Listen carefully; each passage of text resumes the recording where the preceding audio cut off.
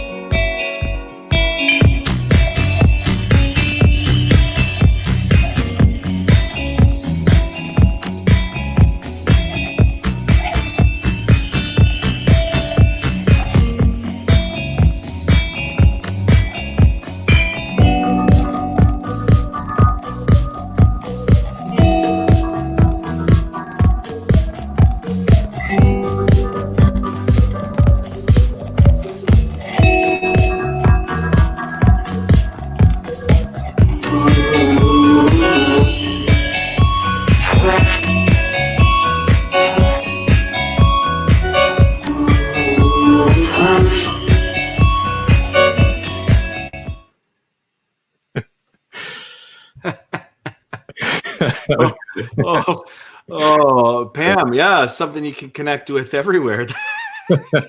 Oh, that was delightful. Yeah, I've been on there Friday nights. It's a lot of fun, and I'm looking forward to jumping in on some of those games. So that should be fun. Thank you, Dave and Pam, for putting that together. That was something special. So, oh my. As we've been working through this COVID-19 thing, of course, we have with us our resident historian, Todd Bowman. Todd, welcome to the live stream here, and looking forward to you taking us into a bit of history. Mm-hmm. Thanks, Brad. Yeah. All right, here we go. The history of the Spanish flu outbreak in 1918 seems particularly relevant to our current experience. So join me on a virtual history walk, exploring how Kitchener experienced a global pandemic over 100 years ago. The world had been at war for 4 years by mid-1918, and it was becoming clear that the war's end was near, but at a cost of around 20 million lives. Little did people know the ongoing war would encourage and accelerate the spread of a disease that would infect a quarter of the global population and kill 20 to 50 million people. Influenza arrived in the city in the fall of 1918. Kitchener newspapers optimistically declared the city, quote, free of contagious diseases in September, then declared the disease on the wane, even after the first 3 deaths in October. The first victims reflected the role travel played in the outbreak's spread, as influenza was brought to Kitchener by train. 2 of the first victims worked at the Station Hotel across Victoria Street from the train station. Hotel co-owner Maria Ruff and the hotel's bartender succumbed to the disease, signaling worse to come. 9 deaths in 6 days led the local medical board to order mass closures of schools, churches, and theaters to combat influenza spread. It also advised citizens against coughing and public spitting. However, influenza quickly took a massive toll on local citizens and the economy. The illness was unique in the victims to whom it proved most fatal. Ida and Theodore Grotjohn are illustrative of this pattern. The young couple lived in this home on Walter Street near KCI and died only 2 days apart. This flu strain disproportionately struck seemingly healthy people in their 20s, like the Grotjohns. The economy suffered as well, particularly the local rubber industry. Companies like Dominion Rubber closed for weeks because over half of its employees were ill. Local newspapers struggled to keep publishing. 75% of the Telegraph's employees were ill, so editions were printed by its rival News Record, which for its part struggled to deliver papers because half of its carriers were sick. As we see today, medical workers in 1918 rose to the challenge the crisis posed, but at times they were overwhelmed. Hundreds were cared for in KW Hospital and its isolation ward, the building at the left in this picture. One account says that, quote, the staff did valiant service and many of the nurses were afflicted with the disease as a result of their zealousness to render help. Indeed, Dr. Robert Folds of Elmira died after contracting the disease while treating area patients. Medical officials also used recently built isolation houses at the edge of town, today on Highland Road East, to treat the many local victims. These facilities helped reduce the disease's spread, but workers were often helpless to treat their patients. As one doctor said, quote, keep them in bed, prevent them from getting more exposure. That was all you could do. Unlike today, 1918's outbreak ended almost as quickly as it began. Closures were lifted in just over 3 weeks. Citizens were anxious for life to return to normal and, according to one article, especially to get back to church. But influenza's human toll was far more deadly than today. Over half of Kitchener citizens were infected and 127 died, equivalent to roughly 800 of today's Kitchener population. Kitchener's experience combating the Spanish flu in 1918 certainly has some key differences compared to today, but it shares many similarities with the current global crisis. History helps provide context and a wider understanding of humanity's past and our present, hopefully while telling an interesting story along the way. So thanks for joining me on this virtual history walk this morning. Oh, there, my mic's on now. Thanks, Todd. The Spanish flu, 1918 epidemic. I was reading an interesting thread on Twitter the other day about how it affected in the States. So I think I sent that to you, and we can put that link up somewhere later on. But thanks for joining us. And I'm going to bring Brad in here if I can figure out which button to push. Oh, there he is. Okay, there you are. So thanks for that, Todd. That was really interesting. Thanks very much. Awesome.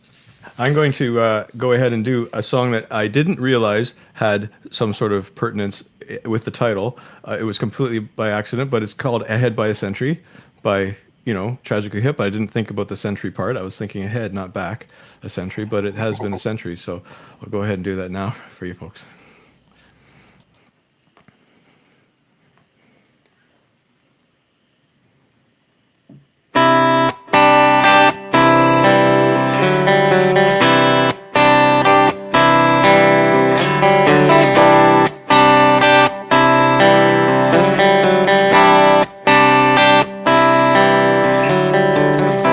First thing we climb a tree, and maybe then we talk, or sit silently and listen to our thoughts.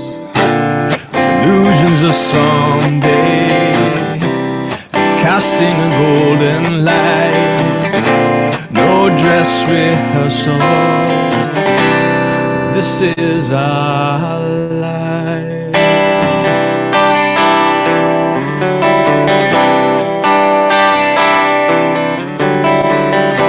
And that's where the hornet stung me, and I had a feverish dream with revenge and doubt. Tonight we smoke them out.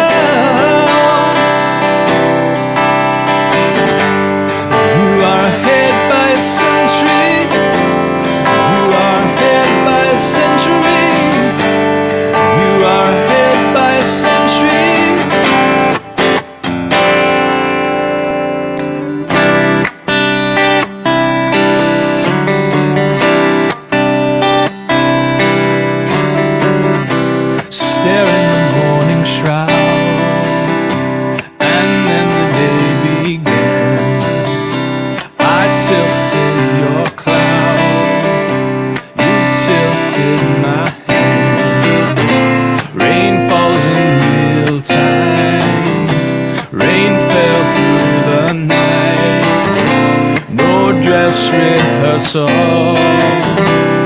This is our life.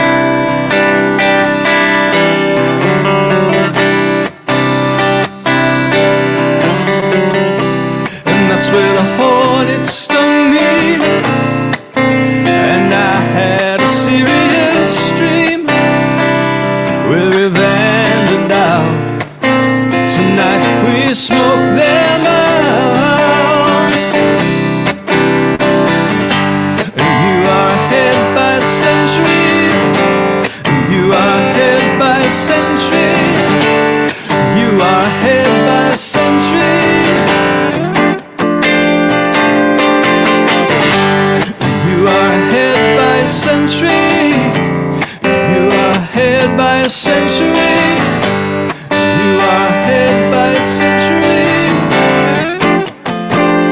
Disappointing is getting me down.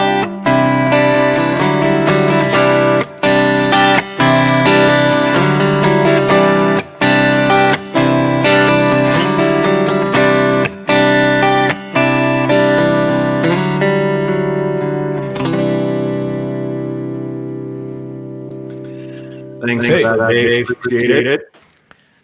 You're welcome. Speaking of climbing trees, a week ago I was in a forest with the kids, and I was making a teepee, as you do with kids, making a teepee, and decided to climb a tree, pull down a branch, a dead branch, help with creating the teepee. And I'm up in the tree, and two mountain bikers come by and stop, and they start talking to me up in the tree. He said, "Hey, mister, did you make this path?" And I said, "No."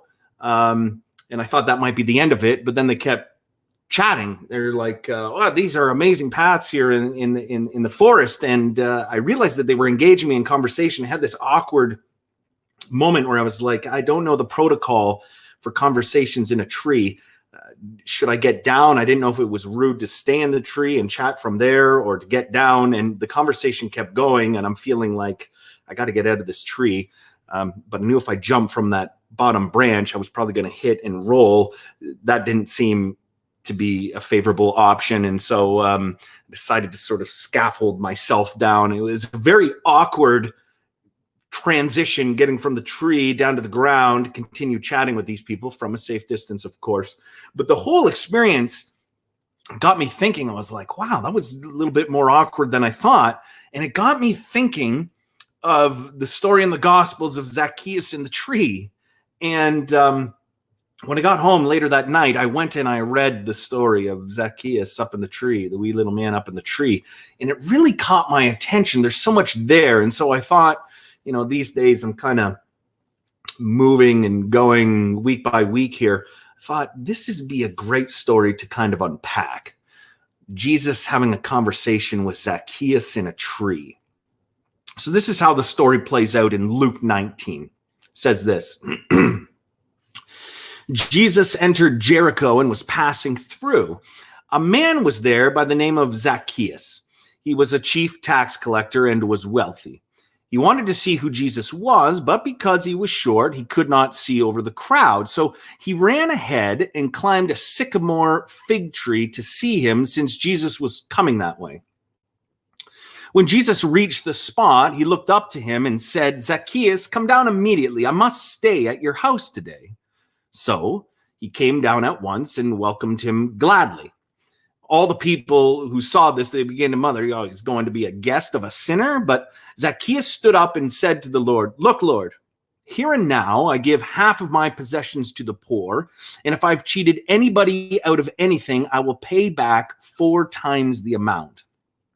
Jesus said to him, "Today, salvation has come to this house, because this man too is a son of Abraham. For the Son of Man came to seek and to save the lost."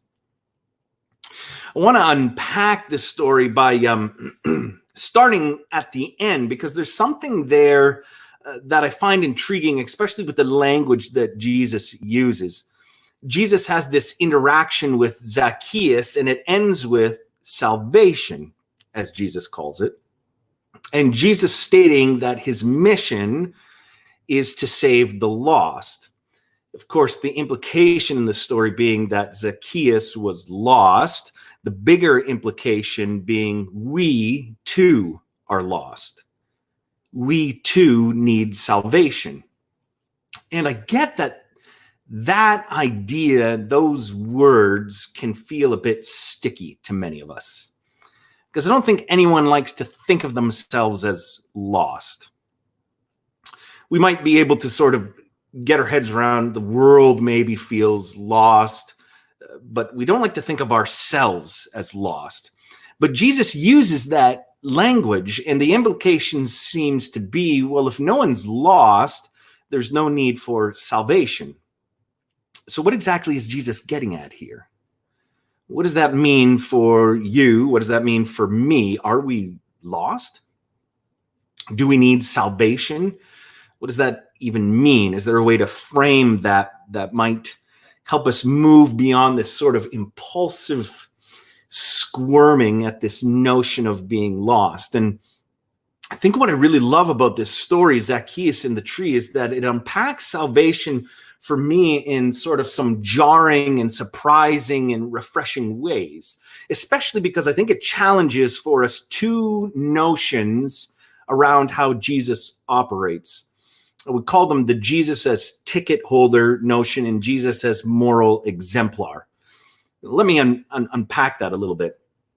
I think in terms of understanding salvation, there's often the temptation to sort of shrink it down to something we can possess or hold on to. For some, salvation gets reduced to this idea of going to heaven when we die. But when thought about this way, salvation can feel like a ticket. Jesus can feel, I think, like one of those people who they kind of feel rather shady, those ticket brokers, I would say, you go to when a show or game is sold out. Back, was it 2015, 16? I can't remember. Back when the Blue Jays were hot, Chris and I decided to go down. We were going to take in a Blue Jays game for our anniversary.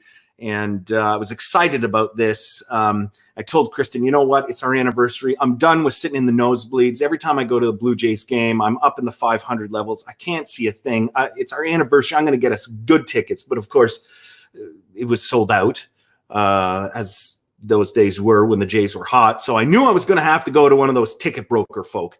And I was nervous about this, but I was rather confident. I thought I had some good negotiating skills. And so I was going to try to get us seats in the lower bowl, the lower section there. And so I walk around Skydome, or whatever it's called these days. And, you know, you got these guys, tickets, who needs their tickets? And I kind of pick out my guy and I approach him and said, yeah, I wouldn't mind a ticket or two. And he's like, what are you looking for? I said, well, you know, wouldn't mind being in the lower level. He's like, what do you want? I got tickets behind the plate, behind the benches. Where do you want to go? And she said, well, how about behind the plate a little bit? He said, sounds good. 2 tickets, 12 rows behind the home plate, $250. And I knew this was coming. And so, you know, I tried to put on my best poker face. I was like, ooh, feels it's a bit steep. I said, I'll tell you what, I'll give you 150 for the deuce. And I was expecting a little haggling. He just turned and walked away from me. And I realized I had obviously gone too low with my bid. He just turned away, started doing his ticket thing again. So I approached him. I said, oh, okay. We can meet halfway in between here. He said, no, the price is $250. I said, well, what about $200? He's like, are you kidding me? I said, listen, I don't even know if this ticket is real. And that really seemed to mess him up. He was not happy with that. He said to me, what do you think I am? You think I'm out here selling tickets every day? I'm going to scam you? Come on, this is my job. I seem to offend him that way. And finally, I tried a few different things, but finally we landed on the price of $250. He got the full thing, bought the tickets. Lovely game, had an enjoyable time. But I was sort of stuck in this place. I didn't have what I wanted and needed. He did. And, well, I ended up paying the price. He's a ticket broker. And I fear a lot of times when we think about salvation, Jesus can end up feeling like sort of a shady ticket broker. But when we think about this story, salvation isn't a ticket. It's not entrance into something that's non-participatory. It's not something we own or possess. I think you could think about it this way. I own a Canadian passport, and I can put that neatly into my pocket. It's mine. But it would be absurd for me to say that with the passport in my pocket, I have Canada in my pocket as well. And I think when salvation is reduced to something we possess or own or have, it's akin to saying we've got Canada in our pocket. And what's intriguing to me about this story is beyond that, there's absolutely no mention of heaven. There's no mention of afterlife in Zacchaeus' story. There's no indication even that Zacchaeus gets anything. In fact, whatever this salvation thing is, it seems to cost Zacchaeus more than he benefits from it. So to me, this story of salvation doesn't allow that view to work. Salvation's not something you possess. It's not a ticket or a passport. But the story to me also challenges another idea around salvation. Jesus says moral exemplar, I think you could say. I think it can be tempting at times to shrink salvation sort of down to morality. Jesus saves us by showing us how to live a morally good life. Jesus shows us how to love. And if we live into that, if we live that way, we experience salvation. But to me, that sort of, it shrinks Jesus down to moral examples, someone we take directions from, which also feels problematic to me. I text with my brothers every day. We have this ongoing text conversation. And one of the things we like to do is while we're texting is we'll throw out everyday occurrences that happen to us and then ask each other how we could have made that more awkward or more interesting. So somebody asks about your lawn. What could you say that would make it more interesting? Somebody, asks you how you're doing, whatever it is, all these little life scenarios, and we just laugh and chuckle at ideas each other have. And one night, my brother Scott had said, hey, somebody asked me for directions today. How could we make that more interesting or awkward? And batting around ideas, and we came up with telling somebody they weren't starting in the right place. So somebody asked you for directions. Well, where you are right now is not a good place to start. And as luck would have it, 2 days later, I'm coming out of Wimpy's on Weber. A red truck pulls up, rolls down the window, and this guy says to me, hey, can you help me? I'm looking for Fairview Mall. Do you know how I can get there? Can you give me directions? And this idea came to mind, and I went with it. I said, well, right here isn't really a good place to start. What you want to do is you want to go down to the corner of Fairway and Weber and start there. And when you start there, just take a right and you'll be heading right by it. You can't miss it on your right there. And the guy looked at me funny, start in the right place. I'm like, yeah. This isn't a good place to start. Start down the road. And away he went.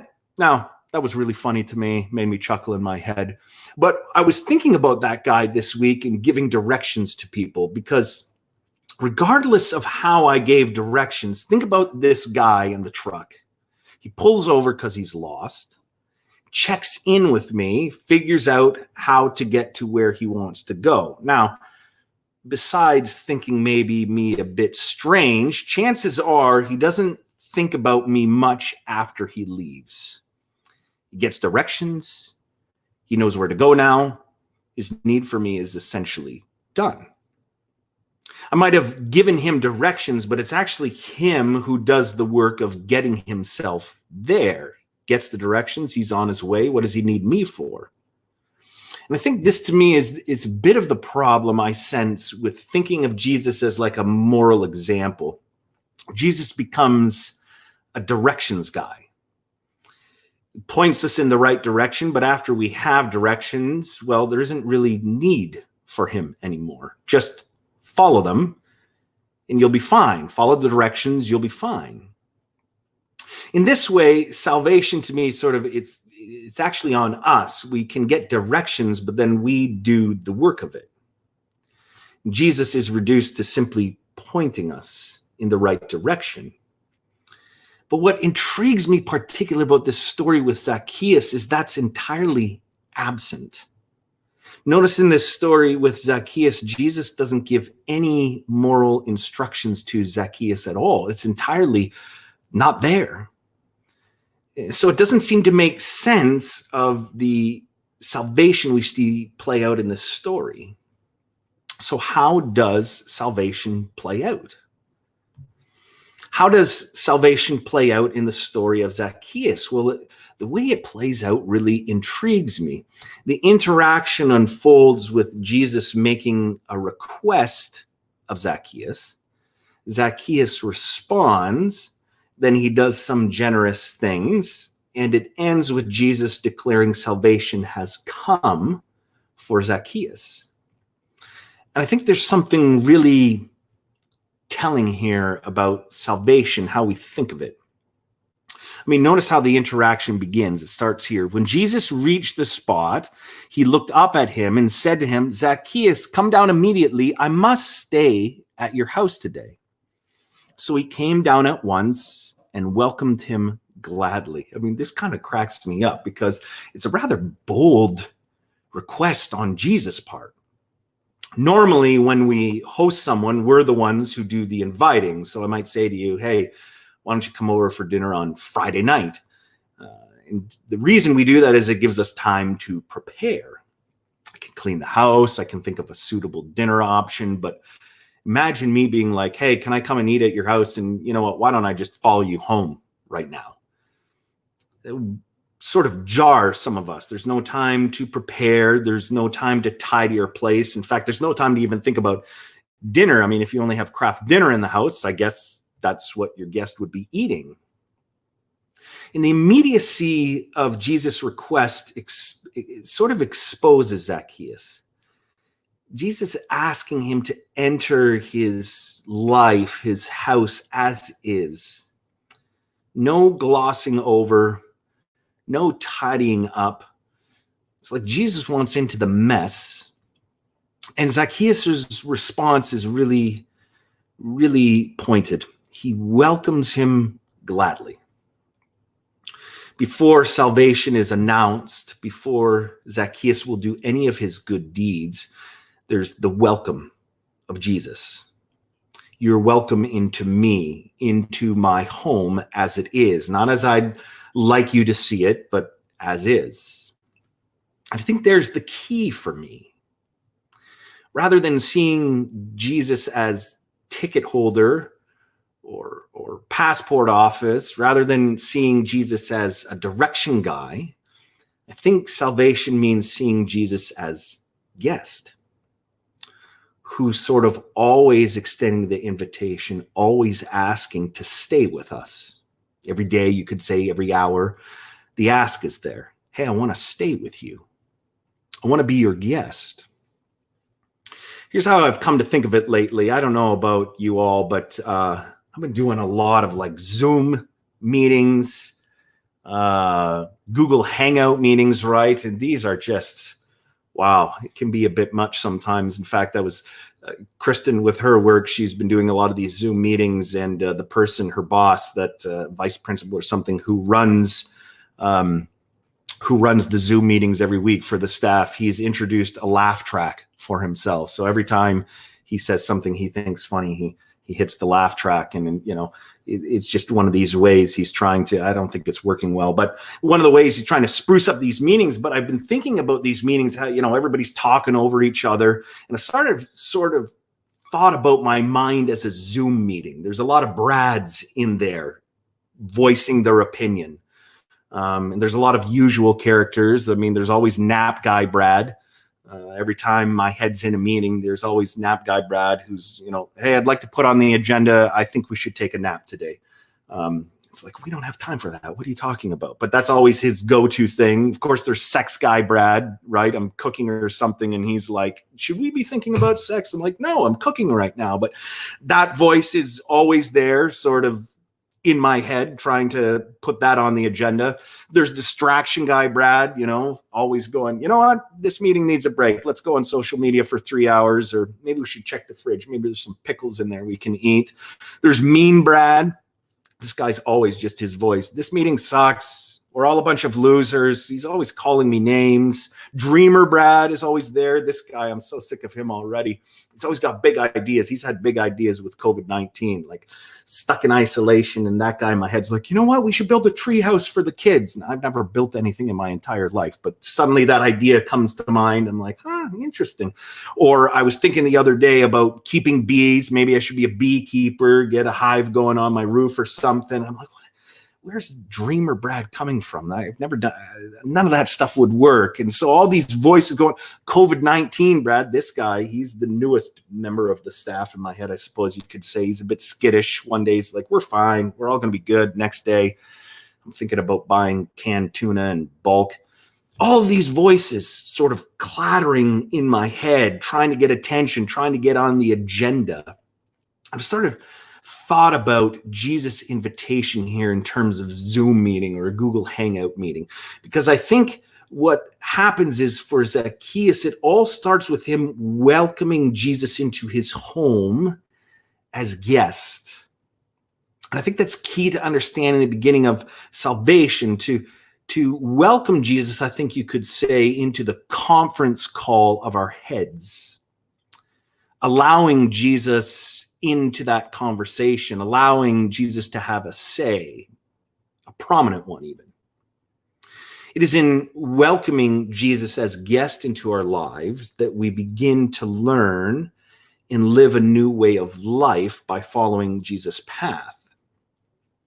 And to me, that's how we enter the expansive trail, you could say, that is Jesus' salvation. It's not something we own. It's not a ticket. It's not directions. It's not following some good ancient moral advice. It's welcoming Jesus into our lives, and in that, finding a life you enter and live into. And notice in the story what happens the moment Zacchaeus welcomes Jesus. I mean, stuff starts happening rather quickly. I think when that happens to us, we learn of God's, in Dallas Willard's words, God's divine conspiracy is to make the world right, to restore what is broken. And what we learn is we're called to participate in that. And so to welcome Jesus is to enter the vast expanse of salvation where all things broken are being repaired or put back together. I mean, this is what happens to Zacchaeus, right? In the story, he welcomes Jesus. Then Zacchaeus stood up and said to the Lord, "Look, Lord, here and now I give half of my possessions to the poor. And if I have cheated anybody out of anything, I will pay back 4 times the amount." I mean, this is captivating. When you pick it apart, what Zacchaeus seems to realize in welcoming Jesus is 2 things. First, by virtue of his privilege and wealth, he has involuntarily contributed to the brokenness of the world. But now he's entered the realm of salvation and realizes something needs to be done about that. And beyond that, he realizes that he has made some voluntary choices. There's been some actions on his part that have caused harm to others. He's actively contributed to the brokenness of the world, perhaps by cheating some of what is theirs. But now in the realm of salvation, he commits to doing something about that. What Zacchaeus encounters, I think, is what the Christian tradition would call his own sin, which I get is another one of those words that sort of makes some of us want to squirm. We've heard that word thrown around a little too often. But I like how James Martin, Catholic priest, great writer, he describes sin this way. He says this: sin is not where people are weak but are trying, but where people are strong and not bothering.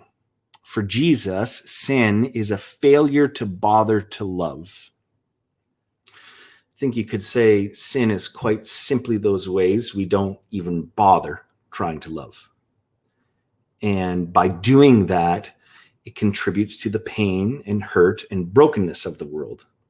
And so sin is to acknowledge we have disrupted shalom. I know, another word I'm throwing around, another fancy word, simply means we've disrupted God's plan to put everything back in its right place. I think it's this idea that all around us are broken pieces of life. How we relate to God feels broken and strained, right? And we know and feel the weight of how our relationships with others are broken, or we feel the world groan because of our broken relationship with the planet. And internally, of course, we know how we think and feel about ourselves oftentimes feels broken. I think the idea of shalom is putting those broken pieces back together. And so to enter the path of salvation is to simply, as Richard Beck says, find 2 broken pieces in life and put them back together again.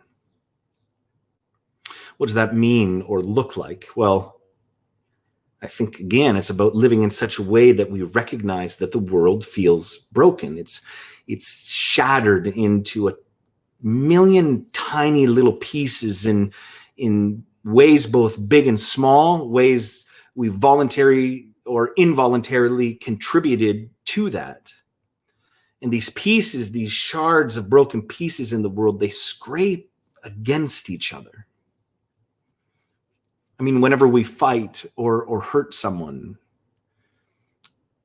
whenever we litter or pollute or participate in things that make rainforests disappear or animals go extinct, whenever it feels like the world is warring against us, right? Whether it be natural disasters or this virus we're all fighting at the moment, or whenever it feels like we're against God or that God is somehow against us, And of course, within ourselves, whenever we feel broken, whether it's a guilty conscience or feeling that I'm a bad person or a failure in life, that's all of these sharp pieces cutting against each other. That's what sin is those shards rubbing against one another. And so to enter the path of salvation, in my mind, is trying to put those pieces back together again.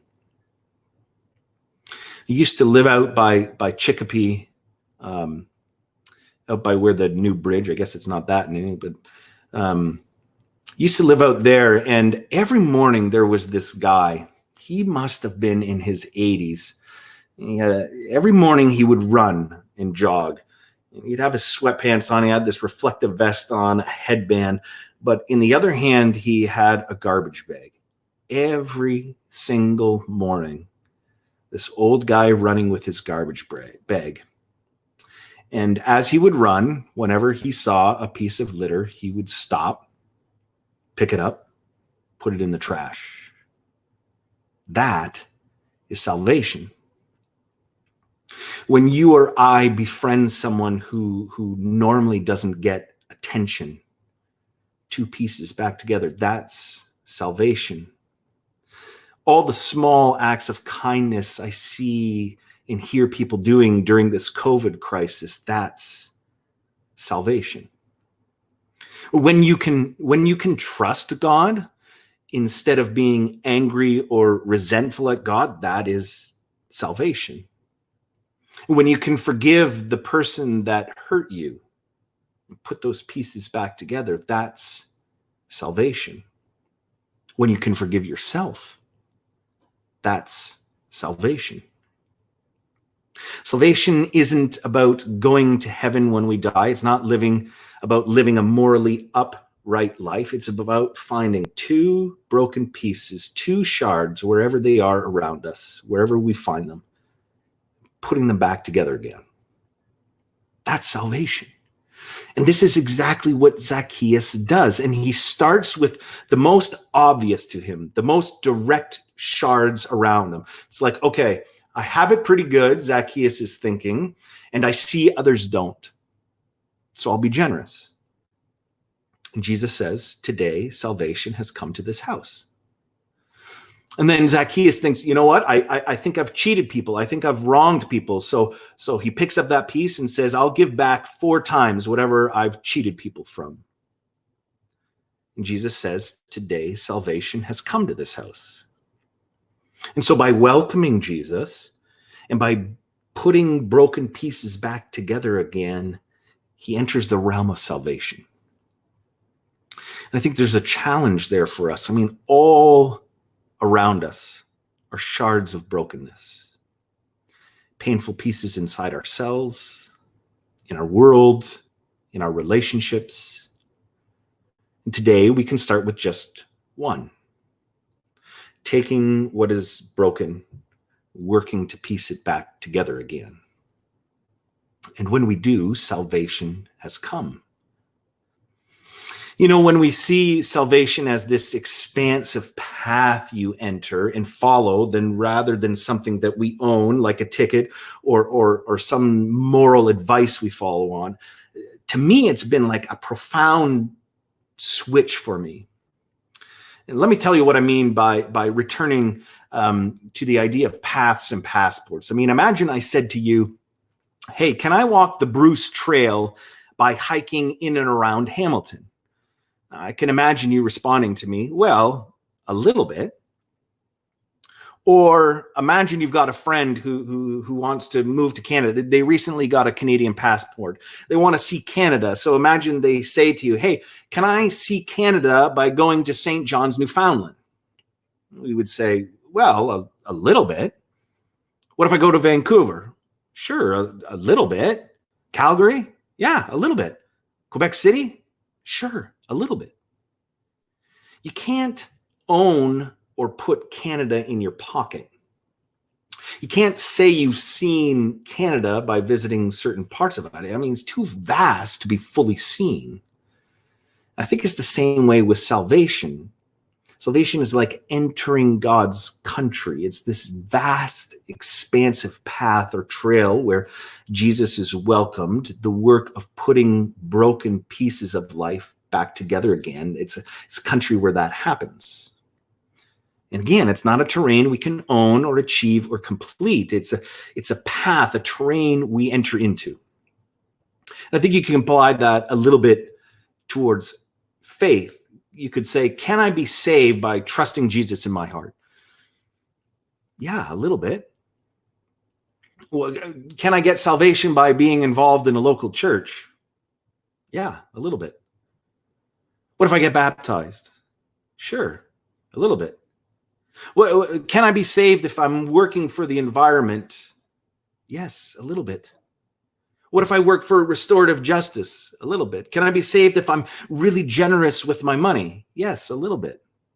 Can I be saved if I'm befriending marginalized groups or making sure that I pay attention and befriend people who are on the margins? Yes, a little bit. Salvation's bigger than doing this or that. Sort of carry the metaphor. It's about starting on the Christian path and realizing it takes you into this vast terrain where moment by moment we can taste and experience and know and work for salvation, all a little bit at a time. I mean, this is why I'm very, I don't know why of all things, I've told you this before, but I'm very intent with my kids to tell them that heaven is 3 feet away and invisible. And I do that because I want them to know that it's never far from us. Shalom is never far from us. Salvation is never far from us. When we welcome Jesus, try to find broken pieces to put back together, it's right there. But you can't own it. You can't achieve it. You can't accomplish it. Think about it this way, especially for you wine lovers out there. Imagine I said to you, hey, I want to taste the essence of Niagara wine in one bottle. What bottle of wine can I buy that captures Niagara in a bottle? I want to taste that and have it and own it.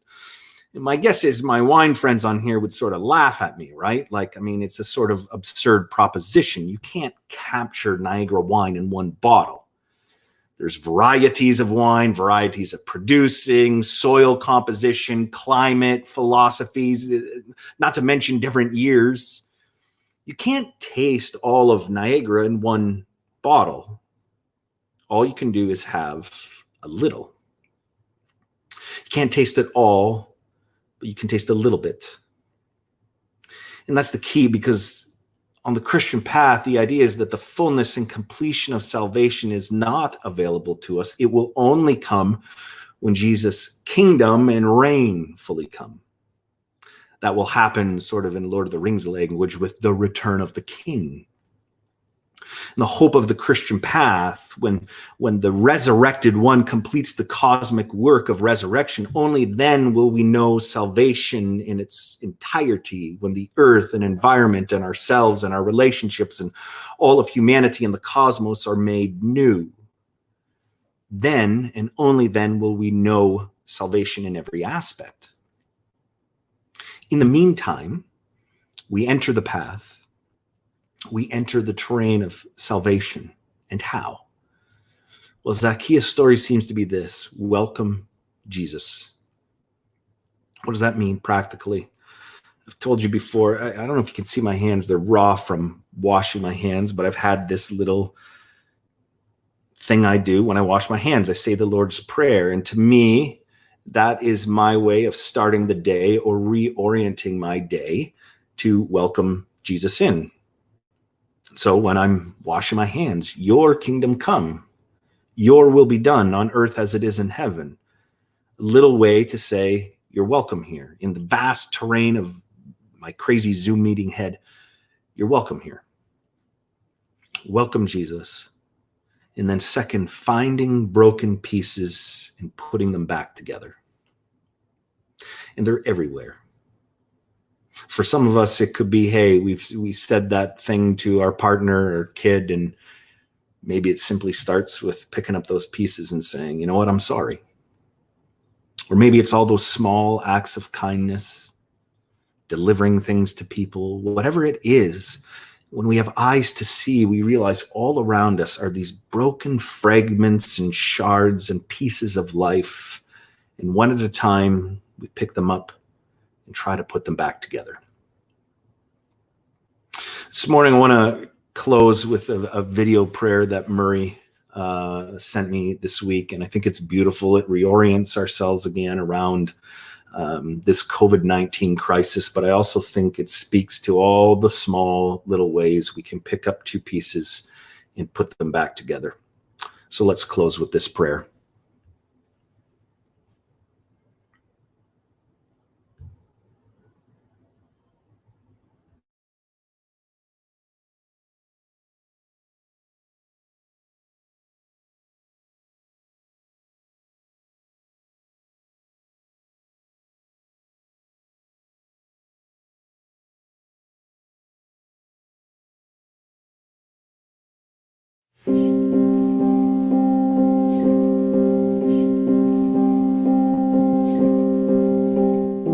Praise be the nurses and doctors, every medical staff bent over flesh to offer care, for lives saved and lives lost, for showing up either way. Praise for the farmers tilling soil, planting seeds so food can grow, an act of hope if ever there was. Praise be the janitors and garbage collectors, the grocery store clerks and the truck drivers barreling through long, quiet nights. Give thanks for bus drivers, delivery persons, postal workers, and all those keeping an eye on water, gas, and electricity. Blessings on our leaders making hard choices for the common good, offering words of assurance. Celebrate the scientists working away to understand the thing that plagues us, to find an antidote, and all the medicine makers. Praise be the journalists keeping us informed. Praise be the teachers, finding new ways to educate children from afar, and blessings on parents holding it together for them. Blessed are the elderly and those with weakened immune systems, all those who worry for their health. Praise for those who stay at home to protect them. Blessed are the domestic violence victims on lockdown with abusers, the homeless and refugees. Praise for the artists and poets, the singers and storytellers, all those who nourish with words and sound and color. Blessed are the ministers and therapists of every kind, bringing words of comfort. Blessed are the ones whose jobs are lost, who have no savings, who feel fear of the unknown gnawing. Blessed are those in grief, especially who mourn alone. Blessed are those who have passed into the great night. Praise for police and firefighters, paramedics, and all who work to keep us safe. Praise for all the workers and caregivers of every kind. Praise for the sound of notifications, messages from friends reaching across the distance. Give thanks for laughter and kindness. Praise be our four-footed companions with no forethought or anxiety, responding only in love. Praise for the seas and rivers, forests and stones who teach us to endure. Give thanks for your ancestors, for the wars and plagues they endured and survived. Their resilience is in your bones and your blood. Blessed is the water that flows over our hands and the soap that helps keep them clean each time a baptism. Praise every moment of stillness and silence so new voices can be heard. Praise the chance at slowness. Praise be the birds who continue to sing the sky awake each day. Praise for the primrose poking yellow petals from dark earth. Blessed is the air clearing overhead so one day we can breathe deeply again. And when this has passed, may we say that love spread more quickly than any virus ever could. May we say this was not just an ending, but also a place to begin.